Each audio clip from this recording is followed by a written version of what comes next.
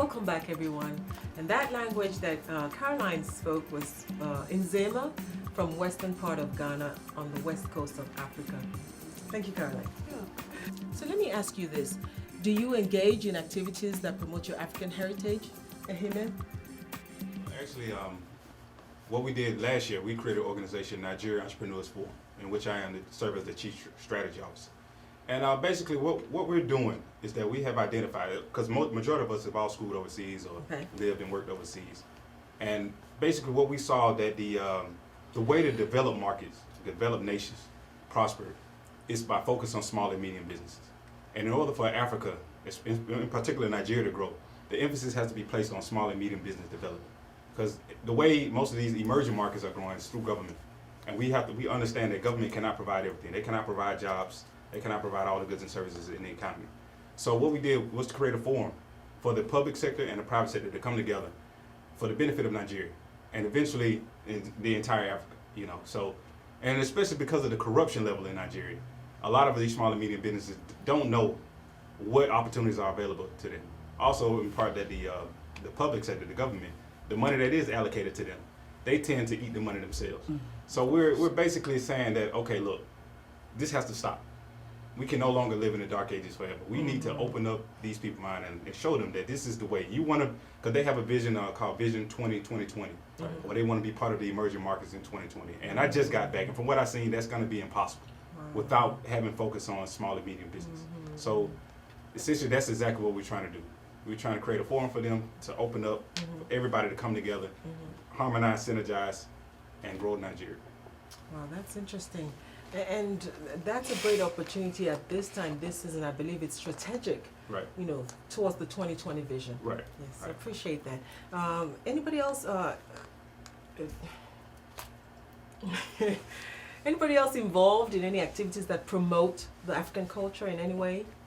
Well, I am part of the African Cultural Association at my school. We have meetings where we have like a topic discussion. Pretty much the organization is, we have many members of African origin and mainly African American. Mainly the association, our main objective is to break the gap between Africans and African Americans. So pretty much when we have these meetings, we're trying to get each other to be more aware of different backgrounds, different cultures, so that we can respect each other more and understand. So before you respect somebody, you have to understand where they come from. So Right. these meetings, at these meetings we discuss certain topics like that. And obviously, you do that by dialoguing and conversation. Exactly. That's the greatest way to bridge the gap is by conversing with someone else and letting them know who you are, what makes you tick. Those are the things that you talk about. Exactly, like why we are different in Right. this way, why we do this and Right. why we don't, and why you guys do this and why Well, what's amazing to see, though, is that there's a gap to be bridged between African Americans that want to call themselves Africans And Africans. real Africans. Right. And it's that gap I just didn't realize was there. But it's good that you've got this going and. Well, we made some progress already, so Right. people are, we have African Americans and Africans now becoming friends, or at school during breaks and lunch times in the cafeteria, like having tables together, pretty much becoming, a friendship is developing amongst them. So Become unified too. Yeah. that's it. Really, we're all one. Africans and African Americans. We are. We're all We're the one. same. We are. Right. Well, I feel good then. You There feel you good? go. Previously, Caroline sent us out speaking in Zima, which is a language from Ghana, Yeah, western part of Ghana. But right now, does anybody else speak another language or understand a language Yeah, well, I am Mandingo and I do speak Mandingo. So fluently? yeah, of course. I was born and raised. My household is Mandingo, so you could say about 80% of our conversation in my household is held in Mandingo or more. 80% or more. And I'm fluent in Wolof and Fulani also. So. That's good to know. Interesting, yeah. Kemi, do you speak? Your father's native language is Yoruba? It's Yoruba, right. I don't speak it, but I find myself able to understand if he speaks it or if, we're in a group and they're speaking. Okay. I can pick up a little, but I don't speak it. Okay. Risola? No, but I'm trying to learn it. You're trying to learn it. Your parents do speak it. Do you? There's selective hearing when it comes to the younger ones. You know, we speak it. You guys want to hear what you want to hear. Like if daddy's or mummy said, "Come get some money" in Yoruba, you'd hear that part. Yes. Yes. Iman? My tribe is the Ishan, and I hear small parts of it. Okay. You know, we're a small minority tribe in Nigeria, so like when I'm around my people, yeah, You understand. I hear small parts of it. That's good to know. That's good to know. And we're talking about the music and entertainment culture coming out from True. Africa. The kids are identifying with that these days. True. And maybe so. Caroline and Pa Amadou may already be familiar with that, but maybe not Kemi or Hime or Rizola. And we're going to have each one of them tell us how they identify with the arts and entertainment coming out from Africa. Pa Amadou?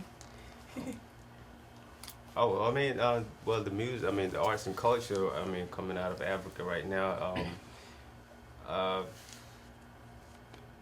is the word? Well, the current art and culture coming out of Africa right now attracts, you know, I guess you could say the younger generation more often than it used to. I mean, more so than it used to, because because I think really what the beats are. But when you listen to those African, you know, most of the pop and the hip hop beats are pretty much they're so Western, you know, Right, things right. that you're used to, you know, down here in America and stuff like Okay. that. And you know, we do enjoy them. We like them, so we like to Yeah. move ourselves. So Okay. you know, Caroline? it's fun. I'm sorry, can you repeat the question? Yeah, some of the music, arts, entertainment coming out from Africa, it's easier to identify with it now. Do Yeah. you think that? Yeah, I think it is. Like before, I knew a little bit of Ivorian music, and then like I barely knew Nigerian music. But one of my good friends was Nigerian, so she got me into that. And then I started working at a club.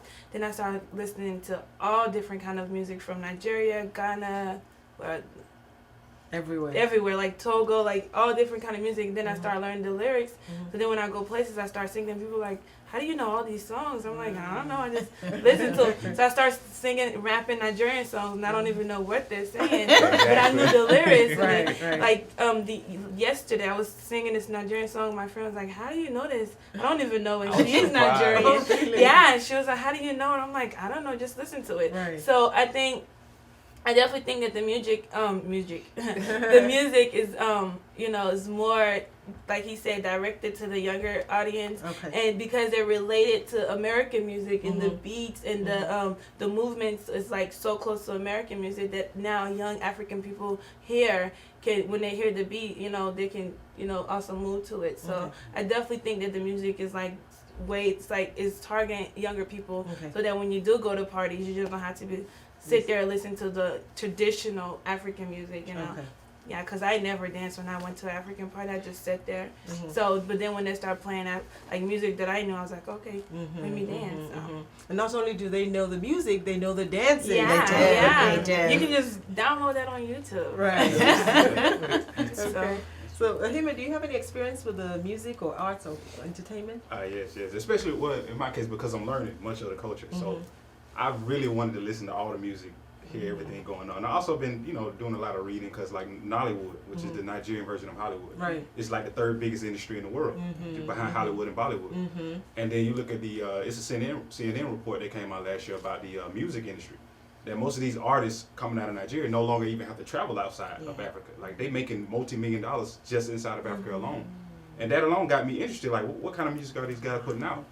And so when you go and you listen, I remember 4 years ago now, when I was there, it was mostly Western music that you heard. Right. But this time as I left, every party, every club you go to, it's Nigerian music. To the point that even me being more of an American, I don't even want to hear the American music. I want to hear the Nigerian music. And when you go to the villages or the rural areas, I'm even taking a liking to the native songs and whatnot. So for me, I'm really enjoying. I mean, it's real good music. You can really sit down and dance to, party to, drink to, socialize with, because they love socializing. Yes. Oh yes. So- Yes. And it makes you proud to Yeah. to be a Nigerian. And or African.